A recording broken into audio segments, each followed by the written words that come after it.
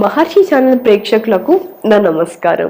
ప్రముఖ జ్యోతిష్యులు రుద్రాక్ష భారతి విశ్వధర్మ సేవరత్న అనేక అవార్డులను దేశ విదేశాల్లో పొందిన చాముండేశ్వరి మాత అనుగ్రహ పీఠాధిపతులు ఇవాళ మనతో బ్రహ్మశ్రీ డాక్టర్ శ్రీ కృష్ణ చాముండేశ్వరి మహర్షి గారు మనతో ఉన్నారు.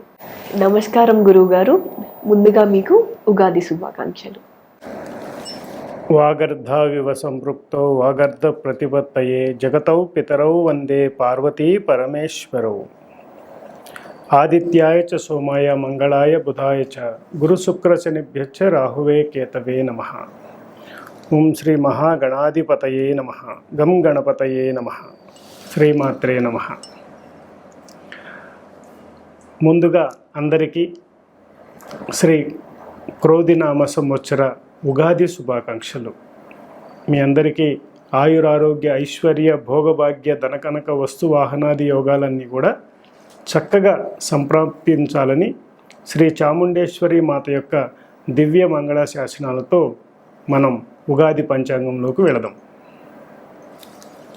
శ్రీ క్రోధినామ సంవత్సరం చైత్రమాసం వసంత ఋతువు ఉత్తరాయణం. ఈసారి మనకి ఉగాది మంగళవారం నాడు వచ్చింది. అంటే ఈ మంగళవారం నాడు రావటం వల్ల మనకి రాజు కుజుడయ్యాడు. కాబట్టి ఈ నవనాయకుల గురించి కూడా మనం తెలుసుకుందాం. ఈ క్రోధినామ సంవత్సరంలో మనకి ఉగాది చాలా విశేషంగా ఉందా, ఎలా ఉంది అనేది మనం కొంతవరకు తెలుసుకుందాం. ఈ యొక్క నవనాయకుల యొక్క పరిస్థితి ఎలా ఉందనేది తెలుసుకుందాం. అదేవిధంగా ఈ సంవత్సరం కర్తరి, అలాగే శుక్ర మౌఢ్యాలు, అలాగే నర్మదా పుష్కరం, అలాగే ఈ యొక్క నవనాయకుల యొక్క పరిస్థితి ఎలా ఉంది అనేది మనం ఈ యొక్క వివరణ తెలుసుకుందాం. ముందుగా కర్తరి చూసినట్లయితే మనకి 4 మే 4వ తారీఖు 2024లో ప్రారంభమవుతుంది. అదేవిధంగా కర్తరి త్యాగం వచ్చేసేటప్పటికి 28 మే 28వ తారీఖు కర్తరి త్యాగం ఉందన్నమాట. అలాగే శుక్ర మౌఢ్యం కూడా మే 1వ తారీఖు ప్రారంభమవుతుంది. అలాగే శుక్ర మౌఢ్య త్యాగం వచ్చేసి జూలై 7వ తారీఖుతో అయిపోతుంది. అలాగే 1వ తారీఖు నుంచి అంటే మే 1 నుంచి నర్మదా పుష్కరాలు, రేవా పుష్కరాలు ప్రారంభమవుతాయి. ఈ పుష్కరాల్లో మీరు చక్కగా పుష్కర స్నానాలు, పవిత్ర స్నానాలు చేసి తర్పణాలు వదిలి పితృదేవతల శాంతిపూర్వకమైనటువంటి దానాలు, ధర్మాలు, క్షేత్ర దర్శనాలు, నదీ సంగమ తీర్థాలలో మీరు స్నానాలు చేసి ఈ యొక్క పుష్కర సమయంలో అత్యంత మహిమాన్వితమైనటువంటి ఆ సమయంలో మీరు స్నానాలు చేసి అనేక దోషాలను నివృత్తి చేసుకోవడానికి మనకి చాలా మంచి అవకాశం అన్నమాట. ప్రతి సంవత్సరం మనకి గురువు మారే సమయంలో మనకి పుష్కరాలు వస్తాయి. అదేవిధంగా ఈరోజు కూడా నేను చెప్పబోతున్నటువంటి గోచార రీత్యా చూసుకున్నట్లయితే 1 మే నుంచి అంటే పుష్కరాలు గురువు మనకి వృషభంలోకి మారుతున్న సమయం దగ్గర నుండి నేను ఇప్పుడు ఈ యొక్క వివరణ అనేది ఇవ్వటం జరుగుతుంది. అలాగే ఏప్రిల్ ఈ నెలలో అది ఇంకో వీడియోలో చెప్తాను, అది కూడా చూడండి ఒకసారి, అది గోచార రీత్యా ఉంటుంది. అదేవిధంగా మనం ప్రత్యేకంగా ఉగాది గురించి పంచాంగంలో కొన్ని ముఖ్యమైనటువంటి విషయాలు మాత్రమే ఈ వీడియోలో మనం తెలుసుకుందాం. అదేవిధంగా ఏ రాశి వారికి ఎలా ఉంటుంది అనేది, అలాగే ఈ రాసుల్లో పుట్టిన వారికి కొంతమందికి అంటే ఒక ముఖ్యమైనటువంటి విభాగాలు కొన్ని చేయటం జరిగింది. వాటిలో అంటే విద్యార్థులు, ఉపాధ్యాయులు, అలాగే ఉద్యోగస్తులు, కాంట్రాక్టర్స్, బిల్డర్స్, అలాగే వ్యవసాయదారులు, ఇలా అనేక రకాలైనటువంటి వాటిని మనం దీంట్లో తీసుకున్నాం అన్నమాట.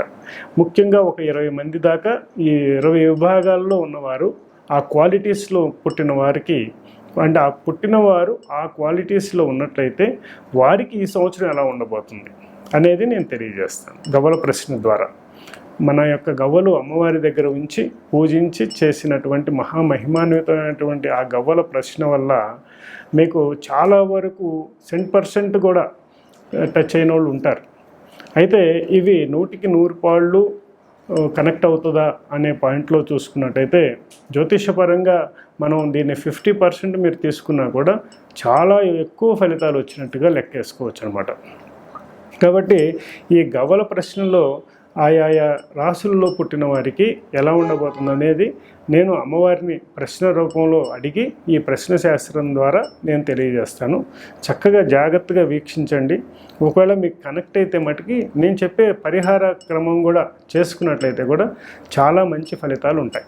ఈ క్రోధినామ సంవత్సరం అనేది మనకి నవనాయకుల్లో చూసినట్లయితే దాదాపుగా ఈ యొక్క 2 మాత్రమే శుభులు ఉన్నారు, మిగతా 7 పాపులు ఉన్నారు నవనాయకుల్లో. అంటే ముఖ్యంగా లీడ్ చేస్తుంది కుజుడు, అలాగే శని.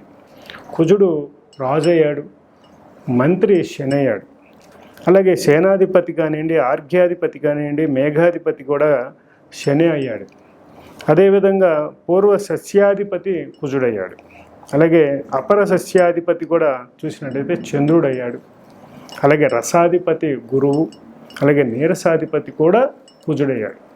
ఇక్కడ మనం గమనించినట్లయితే నవనాయకుల్లో ముఖ్యంగా ఈ 7 పాపులుగా ఉండటం వల్ల ఈ సంవత్సరం చాలా వరకు కూడా అంటే దేశకాల మాన పరిస్థితుల దృష్ట్యా నవనాయకులను మనం విశ్లేషణ చేసినట్లయితే చాలా వరకు కూడా దీంట్లో క్రోధి నామ సంవత్సరం, క్రోధము అంటే ఇక్కడ విపరీతమైనటువంటి శత్రుత్వ భావాలు ఎక్కువగా ఉండే అవకాశం ఉంటుంది. దేశకాలమాన పరిస్థితుల దృష్ట్యా ఇది మనం తెలుసుకున్నట్లయితే ఎక్కువ శాతం యుద్ధ వాతావరణం అనేది ఉండే అవకాశం ఉంది. మత కల్లోలాలు ఎక్కువగా ఉండే అవకాశం ఉంటుంది. రక్తపాతం ఎక్కువగా ఉండే అవకాశం ఉంటుంది. జబ్బులు ఎక్కువగా ఉండే అవకాశం ఉంటుంది. అవినీతి ఎక్కువగా ఉండే అవకాశం ఉంటుంది. దుర్మార్గపు ఆలోచనలు ఎక్కువగా ఉండే అవకాశం ఉంటుంది. ఎక్కువ శాతం శత్రుభేదం, శత్రువుల యొక్క సమస్యలతో బాధపడే వాళ్ళు ఎక్కువ శాతం ఉండే అవకాశం ఉంది. ఇంకా బ్లాక్మెయిలింగ్ కానీ, టీజింగ్ కానివ్వండి, అనేక రకాలైనటువంటి మతోన్మాద వ్యవహారాలు ఈసారి పెచ్చుమీరే అవకాశం ఉంటుంది. అలాగే దేశాలకు కూడా యుద్ధాలు వచ్చే అవకాశం ఉంటుంది. కాబట్టి ఈ క్రోధినామ సంవత్సరం అనే దాంట్లోనే మనకి హింట్ ఇచ్చేస్తుంది అనమాట, ఇలా ఉండబోతుంది అనేది. ఇప్పుడు ఈ సంవత్సరం మనం ఉగాది మనం చక్కగా శోభకృతనామ సంవత్సరంలో చేసుకున్నాం. శోభకృతనామ సంవత్సరంలో చాలా వరకు మనం అందరం కూడా చాలా సస్యశ్యామలంగానే చక్కగానే ఉన్నాం. అందరం కూడా హ్యాపీగా ఉన్నాం. మనకు కావలసిన రకాలుగా అన్ని రకాలుగా రాజులు అందరూ కూడా బాగున్నారని మనం ఫీల్ అవుతున్నాం. కానీ ఇప్పుడు వచ్చినటువంటి క్రోధినామ సంవత్సరంలో రాజులకు కూడా పెడబుద్ధులు పుట్టే అవకాశం ఉంటుంది. వాళ్ళు కూడా చెడు అంటే మంత్రి శని అవటం వల్ల వారి యొక్క విధానాలు కూడా అపభ్రంశం అయ్యే అవకాశం ఉంటుంది. కొన్ని మనం అనుకున్న విధంగా వారు రాజ్యపాలన చేయలేకపోయే అవకాశం ఉంటుంది. ఇలాంటి వ్యవస్థ ఉన్నప్పుడు రాజకీయ వ్యవస్థలో చాలా వరకు కూడా గొడవలు, చాలా చికాకులు, మనకి అర్థం కాని విధంగా నాయకులు ఉండే పరిస్థితి కనబడుతూ ఉంది. అలాగే గవ్వల ప్రశ్నలో కూడా రాజకీయ నాయకుల గురించి కూడా నేను వేస్తాను. ఇప్పుడు నేను చెప్పినట్టు ఉందా, లేకపోతే అమ్మవారు ఎలా తెలియజేస్తుంది చూద్దాం అది కూడా. అదేవిధంగా విద్యార్థులకు కానివ్వండి, ఉపాధ్యాయులకు కానివ్వండి, అలాగే శ్రామికులకు కానివ్వండి, కర్షకులకు కానివ్వండి, ఈ సంవత్సరం చాలా పరీక్షాకాలం అన్నమాట.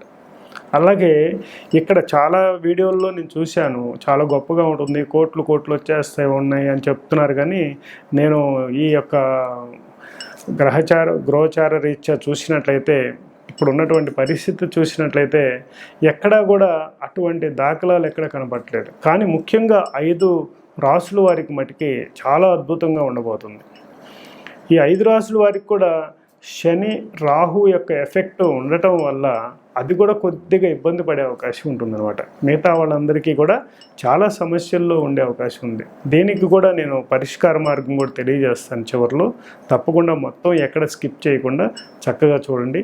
అలాగే సబ్స్క్రైబ్ చేసుకోకపోతే మా యొక్క మహర్షి ఛానల్ని సబ్స్క్రైబ్ చేసుకోండి. నేను ఈ యొక్క అమ్మవారి సేవ, ఉపాసన వీటిలో ఉండి ఎక్కువ వీడియోస్ చేయలేకపోతున్నాను సమయం లేక. అయితే ఈ ఉగాదికి ప్రత్యేకంగా చేయాలనే ఉద్దేశంతో, మీ అందరికీ ఈ విషయాలు పంచుకుందామనే ఉద్దేశంతో ఈ వీడియోను మేము చేయడం జరుగుతుంది. కాబట్టి తప్పకుండా ఆదరిస్తారని నేను కోరుకుంటున్నాను. అలాగే మీ ఫ్రెండ్స్ అందరికీ కూడా ఏ రాసుల వారు ఉంటారో వారికి ఫార్వర్డ్ చేసుకోండి. అలాగే మీ ఫ్యామిలీ మెంబర్స్లో కూడా చాలామంది కూడా ఈ రాసుల్లో ఉన్నట్టయితే 1-2 సార్లు చూసి దాని ప్రకారం మీరు ముందుకు వెళ్ళినట్టయితే చాలా మంచి ఫలితాలు పొందుతారని నేను ఆశిస్తున్నాను. ఓం నమః శివాయ. శ్రీ క్రోధినామ సంవత్సరం కన్యా రాశి వారికి ఎలా ఉంటుందో తెలుసుకుందాం. ఈ క్రోధినామ సంవత్సరంలో కన్యా రాశి వారికి ఆదాయ వ్యయ రాజపూజ అవమానాలు కూడా ఎలా ఉన్నాయో తెలుసుకుందాం. కన్యా రాశి అంటే ఉత్తర 2, 3, 4 పాదాలు, హస్త 4 పాదాలు, చిత్త 1, 2 పాదాలు. ఈ 9 పాదాల్లో జన్మించిన ఈ 3 నక్షత్ర జాతకులే మనకి కన్యా రాశి కిందకు వస్తారు. కన్యా రాశి వారి యొక్క ఆదాయం 5, వ్యయం 5, రాజపూజ్యం 5, అవమానం 2. కాబట్టి కన్యా రాశి వారికి చాలా వరకు చాలా గొప్ప బెనిఫిట్స్ని పొందొచ్చు అని చెప్పుకోవచ్చు.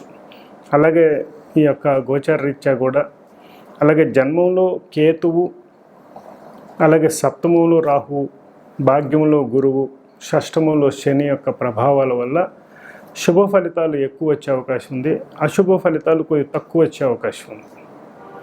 కాబట్టి ఈ యొక్క గ్రహ వీక్షణ వల్ల ఎలాంటి ఫలితాలు రాబోతున్నాయి అనే దాంట్లో చూసినట్టయితే, ముఖ్యంగా కన్యా రాశి వారిలో ఒక 22 విభాగాల్లో ఉన్నవారికి, విద్యార్థుల దగ్గర నుండి మార్కెటింగ్ రంగం వరకు ఉన్న వరకు స్త్రీ పురుషులకి ఎలా ఉందనేది మనం గవ్వల ప్రశ్న ద్వారా తెలుసుకుందాం. ఈ గవ్వల ప్రశ్నలో ఎవరికి ఎలా ఉందో తెలుసుకుందాం. కన్యా రాశిలో ఉన్న విద్యార్థులకు ఈ సంవత్సరం ఎలా ఉండబోతుంది? ముందుగా విద్యార్థులకి ఎలా ఉంది?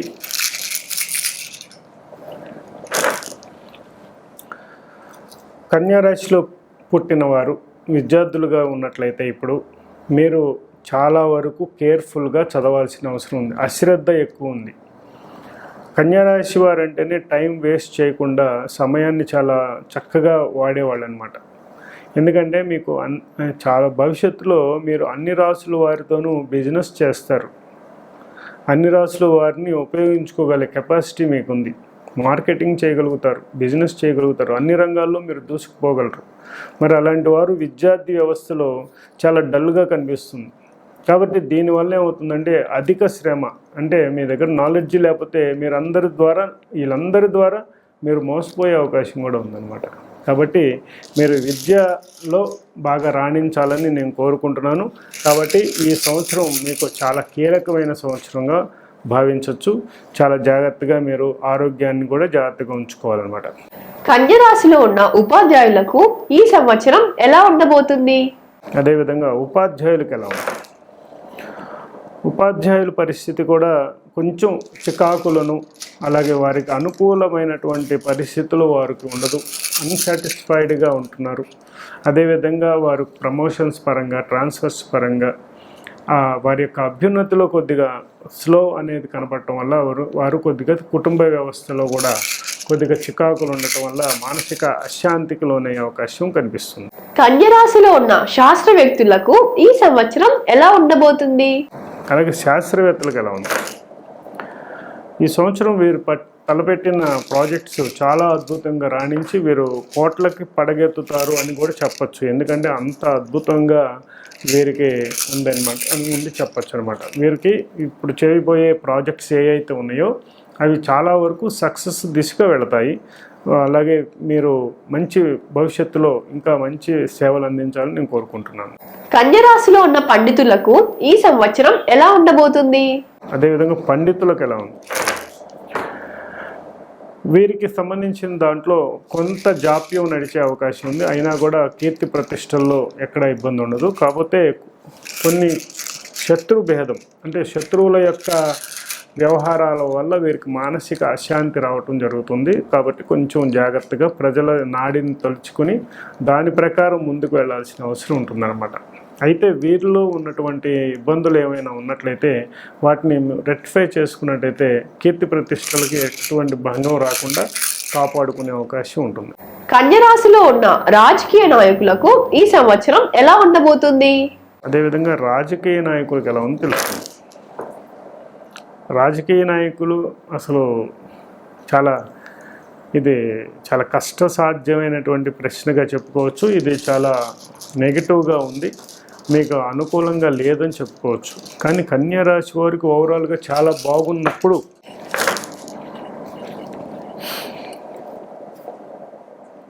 రాజకీయ నాయకుల పరంగా వారి యొక్క సమస్యాత్మకంగా ఉన్నప్పటికీ అదే మనం అనుకున్నాం. రాజకీయ నాయకులకు వచ్చే ప్రశ్న రివర్స్లో మనం చూడాల్సిన అవసరం ఉంటుందన్నమాట. ఈ సంవత్సరం అంతా మైనస్ అయితే ప్లస్ గాను, ప్లస్ అయితే మైనస్ గాను కనిపిస్తుంది ప్రశ్నలోనే. సో ఇందాక కూడా నేను వేసినప్పుడు రివర్స్లో వచ్చాయి. కాబట్టి ఇప్పుడు అంటే వీరికి అనుకూలం కాదనేది వాస్తవమైనటువంటి విషయం. కానీ చాలా వరకు అనుకూలం అవుతుంది వారికి. ప్రతికూలాన్ని కూడా అనుకూలం చేసుకునే సామర్థ్యం రాజకీయ నాయకులకు ఉంటుంది. కాబట్టి వీరు ముందుకు వెళ్ళడంలో ఎటువంటి సందేహం లేదని చెప్పచ్చు. కన్య రాశిలో ఉన్న వ్యవసాయదారులకు ఈ సంవత్సరం ఎలా ఉండబోతుంది? అదేవిధంగా వ్యవసాయదారులకు ఎలా ఉందో తెలుసుకుందాం. వ్యవసాయదారులకు చాలా బాగుంది ఈ సంవత్సరం. మీరు యొక్క పంట చేతికి సమయానికి తీసుకోండి. అలాగే వాటి నుండి క్యాష్ చేసుకోవడం కానివ్వండి, వాటిని బాగా డెవలప్ చేసుకోవడానికి కానీ, అలాగే స్థల గృహ యోగాలు, వివాహాలు, అలాగే కుటుంబ పరంగా చాలా అనుకూలత అనేది మీకు చాలా బాగుందని చెప్పుకోవచ్చు. అలాగే చేతి వృత్తుల వారికి ఎలా ఉందో తెలుసుకుందాం. చేతి వృత్తుల వారికి కొంచెం గడ్డు కాలం. ఎందుకంటే అసలు మీరు బిజినెస్లోకి దిగడానికి ప్రయత్నం చేసే పద్ధతి ఉన్నట్లయితే అది మానుకోండి. అంటే చిన్న పని చేసుకుంటూ దాన్నే వ్యాపారంగా మలచుదామనే కాన్సెప్ట్ కానీ ఉన్నట్టయితే కొంతవరకు ఈ సంవత్సరం మీరు పోస్ట్ పోన్ చేసుకోవడమే బెటర్ అనమాట. లేకపోతే కొన్ని నష్టాలు చవి చూసే అవకాశం ఉంటుంది. ఓవరాల్గా మీ యొక్క వృత్తిని మీరు నమ్ముకొని ముందుకు వెళ్ళినట్టయితే చాలా విశేషంగా మీరు రాణించే అవకాశం ఉందన్నమాట. అదేవిధంగా కన్య రాశిలో ఉన్న ఉద్యోగస్తులకు అంటే ప్రైవేట్, గవర్నమెంట్ ఈ రెండు సెక్టార్స్ వారికి ఈ సంవత్సరం ఎలా ఉండబోతుంది?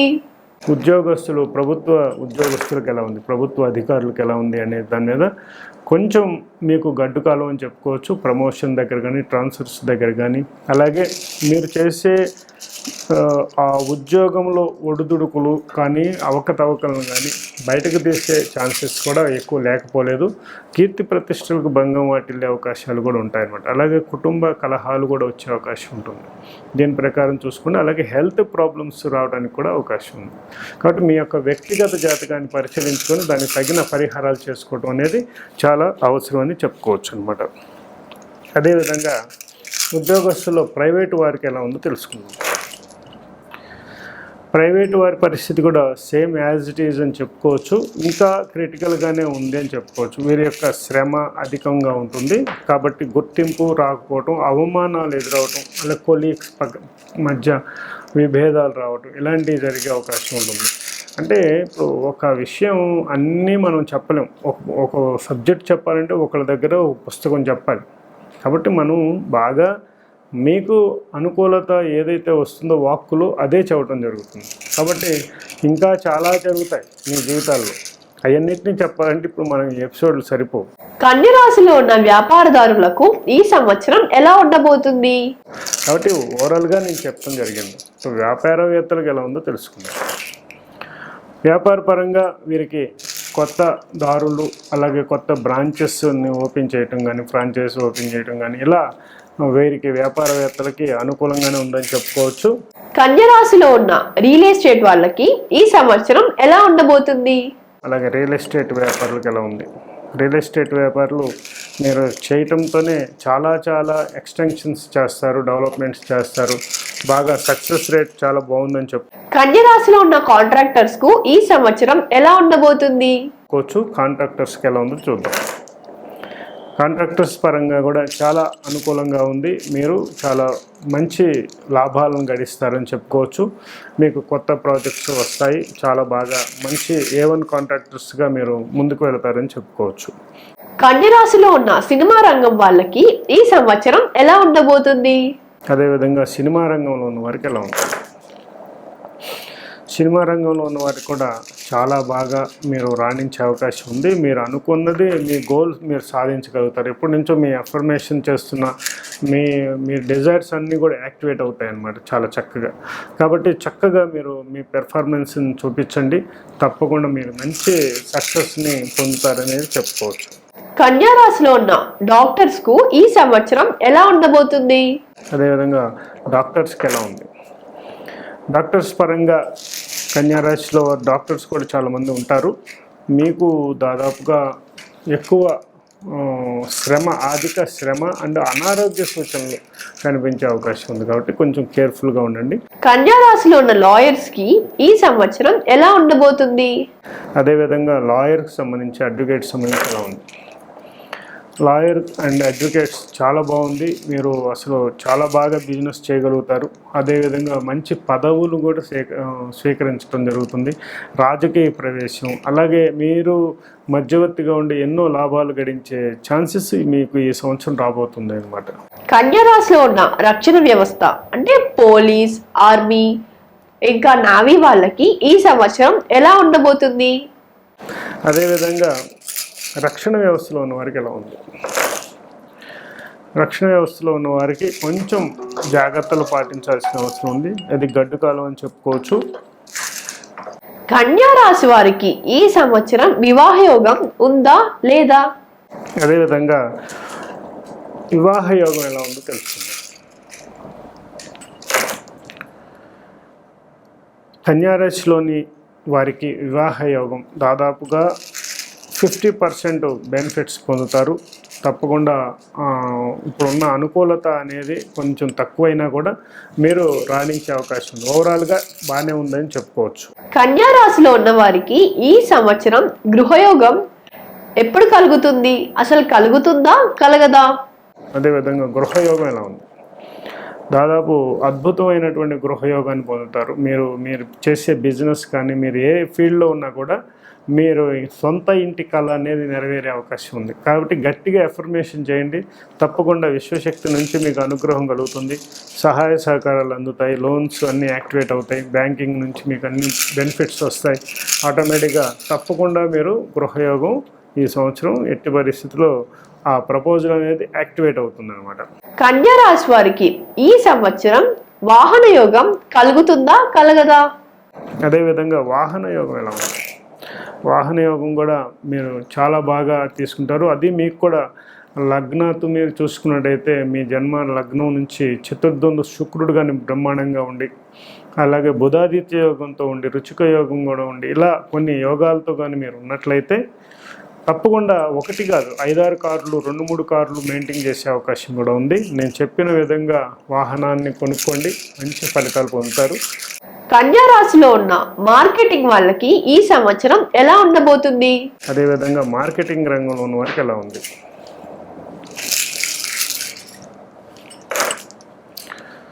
మార్కెట్ రంగంలో ఉన్నవారు మీ యొక్క టాలెంట్ ప్రకారమే మీకు సక్సెస్ రేట్ అనేది వచ్చే అవకాశం ఉంది. కన్యా రాశిలో ఉన్న స్త్రీలకు పురుషులకు ఇద్దరికి ఎలా ఉండబోతుందో అనాలిసిస్ చేసి చెప్పండి గురువు గారు. అదేవిధంగా కన్యా రాశిలో ఉన్న స్త్రీ పురుషులకు ఎలా ఉంది? ముందుగా స్త్రీలకు ఎలా ఉంది అనేది చూద్దాం. చాలా ఎక్సలెంట్ పెర్ఫార్మెన్స్ ఉంది. మీలో చాలా బెనిఫిట్స్ పొందుతారు. మీరు కొన్ని రంగాల్లో కీలక పాత్ర వహిస్తారు. మార్కెటింగ్ రంగాల్లో అలాగే మీరు మంచి పొజిషన్స్ని తీసుకుంటారు. మీకు కీర్తి ప్రతిష్టలతో పాటు ధన సంపదలు, ధన కనక వస్తు వాహనాది యోగాలన్నీ కూడా బాగా వస్తాయని చెప్పుకోవచ్చు. పురుషుల పరంగా కూడా చూసినట్టయితే కొంచెం శారీరక శ్రమ, మానసిక ఆందోళనతో మీరు మరింత ఉన్నతికి వెళ్ళే అవకాశం కూడా ఉందని చెప్పుకోవచ్చు. ఓవరాల్గా కన్యా రాశి వారికి చాలా అద్భుతంగా ఉందని చెప్పచ్చు. మీ అందరికీ ఆయురారోగ్య ఐశ్వర్య భోగభాగ్య ధనకనక వస్తు వాహనాది యోగాలన్నీ కూడా సంప్రాప్తించునుగాక. శ్రీ చాముండేశ్వరి అనుగ్రహ ప్రాప్తిరస్తు. చాలా చక్కగా వివరించారు గురువు గారు, ధన్యవాదములు. చూశారు కదా, మళ్ళీ నెక్స్ట్ ఎపిసోడ్లో కలుసుకుందాం. నమస్కారం. శుభం భవతు.